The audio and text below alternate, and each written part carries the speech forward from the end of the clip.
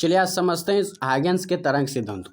तो 1675 ईस्वी में न्यूटन ने कणिका सिद्धांत का प्रतिपादन किया। ठीक इसके 3 साल बाद 1678 ईस्वी में हाइगेंस ने तरंग सिद्धांत का प्रतिपादन किया, जिसके अनुसार जो प्रकाश का जो है उत्सर्जन जो है तरंग के रूप में होता है। और हाइगेंस जो थे ये हॉलैंड के भौतिक वेत्ता थे, यानी हाइगेंस जो है हॉलैंड के फिजिशियन थे और इन्होंने 1678 में प्रकाश का तरंग सिद्धांत का प्रतिपादन किया। हाइगेंस के अनुसार जो है प्रकाश का संचरण तरंग गति के रूप में होता है, यानी तरंग के रूप में होता है। और चूंकि तरंग की उत्पत्ति के लिए एक द्रव्यमान माध्यम की आवश्यकता होती है और प्रकाश जब सूर्य से अगर बात की जाए प्रकाश की, तो वो निकलती है धरती तक पहुँचती है, तो बीच में से निर्वात से होकर भी गुजरना पड़ता है।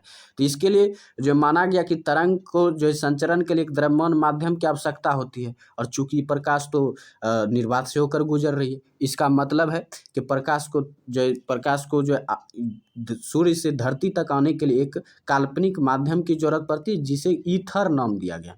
ईथर यानी प्रकाश के संचरण के लिए एक काल्पनिक माध्यम की जरूरत पड़ती है, जिसे हम ईथर कहते हैं। ये कहा था हाइगेंस ने। और इसका जो गुण जो है, अगर ईथर के गुण की बात की जाए, इसका गुण जो अत्यंत कम घनत्व वाले प्रत्यास्थ ठोस के समान होता है। कम घनत्व वाले प्रत्यास्थ ठोस के समान होता है। तो ये माना था किसने?